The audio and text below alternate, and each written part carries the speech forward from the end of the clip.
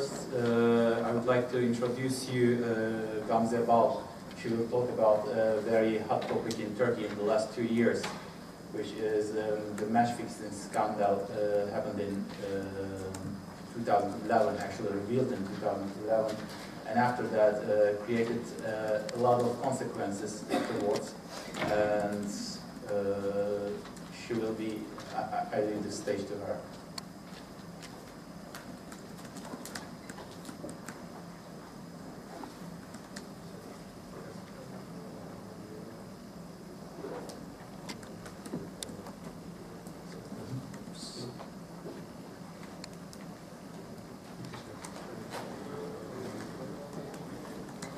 Hello, I'm Gamze Bal. I'm a sports journalist representing Bordo Mahalle Supporters Union, voluntarily work I'm doing, and I'm coming from Istanbul, Turkey. Today I'll try to describe you the real situation in Turkish football and inform you about what has really happened in the last 2 years since the beginning of one of the biggest ever corruption stories of European football. I guess the scandal seems to be handled in a proper way from a distance, but the truth is that it does not. And you know, there are various definitions for match fixing, but what I like most is the one Graham Picker, the UEFA intelligence officer, used. In a poetical way, he describes match fixing as cheating to lose. But in some parts of the world, like Turkey, the art of losing isn't hard to master if you possess 3 critical powers, which are politics, economics, and the media. And the main party of Turkish match fixing scandal was holding all of these 3 and made really good use of them. In July 2011, the police investigation uncovered an organized crime syndicate that was involved in fixing several games. Fenerbahçe Sports Club was at the center of the scandal, whose board members were charged with fixing 12 matches in spring 2011, which led Fenerbahçe to win the title ahead of Trabzonspor with an unbelievable 16 wins out of 17 games in a row. Dozens of officials, including Aziz Yıldırım, the chairman of Fenerbahçe, were arrested, and several players, managers, and agents were also charged in match-fixing probe. After a whole year, the criminal court gave its verdicts in July 2012 and sentenced 21 defendants for manipulating the results of the matches in the certain season. You can see some of the sentences here. Please pay attention to the translator of the club. Although the match-fixing activities in Turkish Super League and Second Division were proved, the sport jurisdiction were manipulated to save the clubs from getting deserved sentences. The laws, regulations, instructions and reports were changed. Activities of individuals and legal entities were differentiated somehow. And thereby, the clubs benefited from the fixing activities of their officials were cleared, which sounds unbelievable to me. Fenerbahçe and Beşiktaş were proven guilty as charged by the disciplinary bodies of the UEFA, and they were punished. However, Turkish Football Federation is unwilling to change its, to readjust its unfair and unreasonable decisions due process of law. A sample write-up here, please pay attention. We can narrow down the process of clearing the match-fixer clubs with 3 decisive steps guided by both political and economical desires, together with the help of corrupted media, sports media. Turkish Football Federation was ruled by a former Fenerbahçe board member and a passionate fan, Mr. Mehmet Ali Aydınlar, while the scandal erupted. He resigned after 6 months and told on several TV programs that he did not want to be the president who relegated Fenerbahçe, and not surprisingly, last week he announced that he runs for presidency of Fenerbahçe Sports Club. And latest news from today's newspaper, he declared that he did nothing but protect Fenerbahçe in the process. And in February 2012, he was replaced by Yıldırım Demirören, the former chairman of investigated and convicted Beşiktaş Sports Club. The vice president and manager of Beşiktaş were also charged with fixing games to years in prison. And he was, Mr. Demirören, the current TFF, Turkish Football Federation chairman, Mr. Demirören, was leading the team while the corruption took place. And he was also the name Turkish Prime Minister Recep Tayyip Erdogan would like to see as the new leader of Turkish football. here I have to digress from my point a little to express the overall approach of politicians to the case. In November 2011, Turkish Parliament gathered to amend the sports law with the name The Prevention of Violence and Disorders in Sports, that came into effect just 7 months ago, in April 2011. Eventually, all sentences that penalize crimes in sports, including mainly match fixings, were reduced. And this was a heartbreaking time for true football lovers in Turkey, because it was very obvious why the amendments were done in such a hurry, and accordingly, some of the prisoners were released from the prison. First job of the new federation was to change the disciplinary committees that would decide the penalties for match fixer clubs, and members of professional football discipline committee and ethical committee were replaced.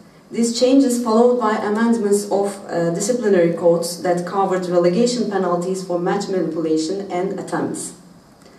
Fenerbahçe officials, leading newspapers and journalists were forcing federation to change these codes, claiming that Turkish football economy would sink otherwise, in case of relegation of 6 clubs involved in match fixing. And in March 2012, Turkish Prime Minister Recep Tayyip Erdogan offered a suggestion to Michel Platini during the UEFA Congress in Istanbul.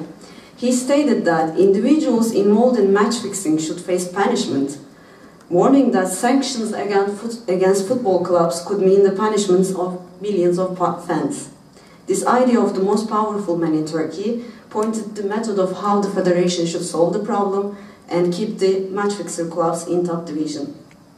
As a matter of fact, the federation respectively changed the codes and crossed out the relegation penalty for clubs regarding match fixing attempts. Please pay attention here. Relegation penalty for match fixing attempts were crossed out from disciplinary procedures. And at the same time, at the same hours, President Demirören created a new term and claimed that match fixing activities were not reflected into the pitch. He added, "Thanks God."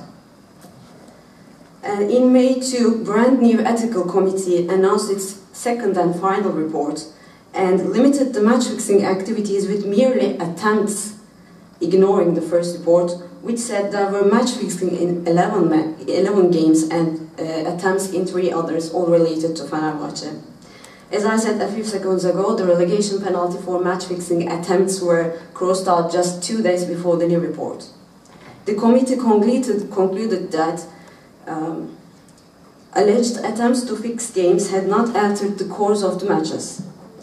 Later on, Professional Football Discipline Committee punished officials, players, employees and managers of 6 clubs over manipulating, attempting to fix the results of the matches, although it claimed that professional clubs could not be blamed over the activities of individuals and cleared them all.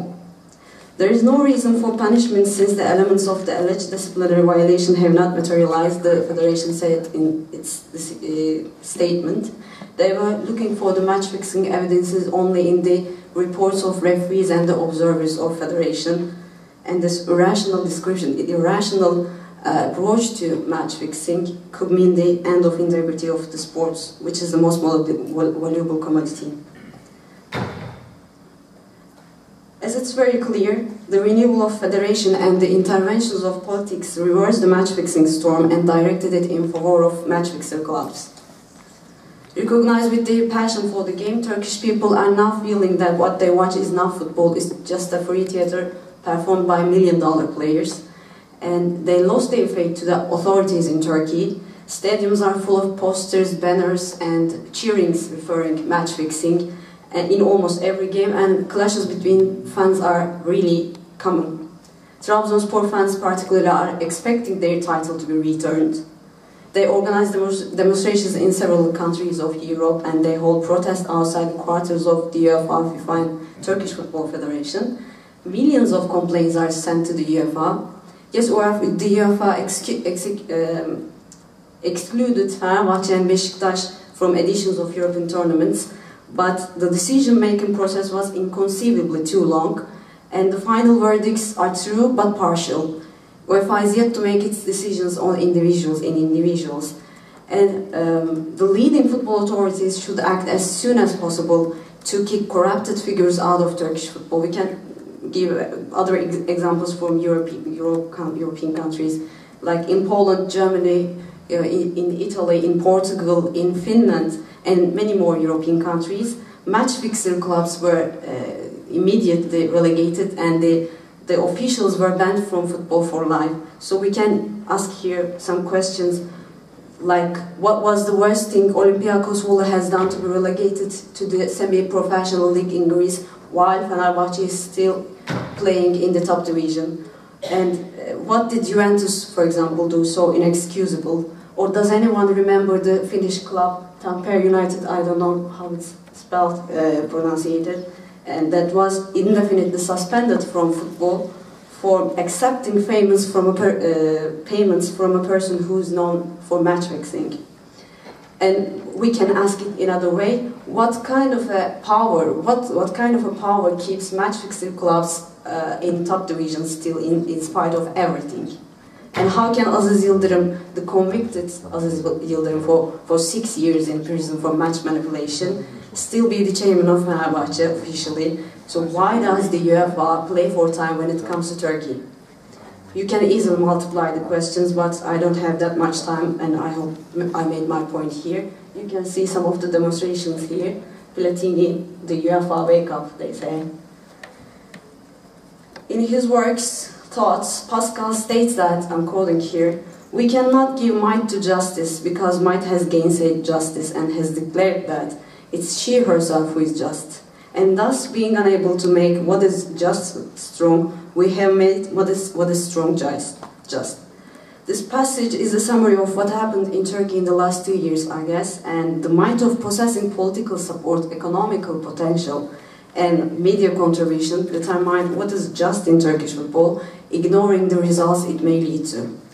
And now, as I said before, the leading football authorities should act as soon as possible to deliver the justice in Turkish football through law enforcement. Otherwise, the most popular game in sports will gradually become more of a fairy tale than a fair play in Turkey. Thank you very much.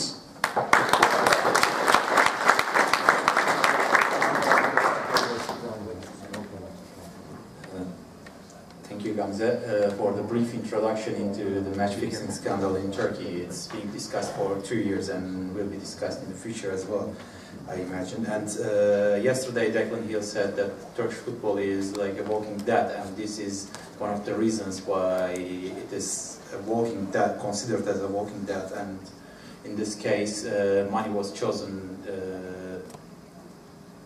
Between money and ethics, they had to make a choice, and they chose money in the end. And this is a good example, I think, and many people in other countries can learn from.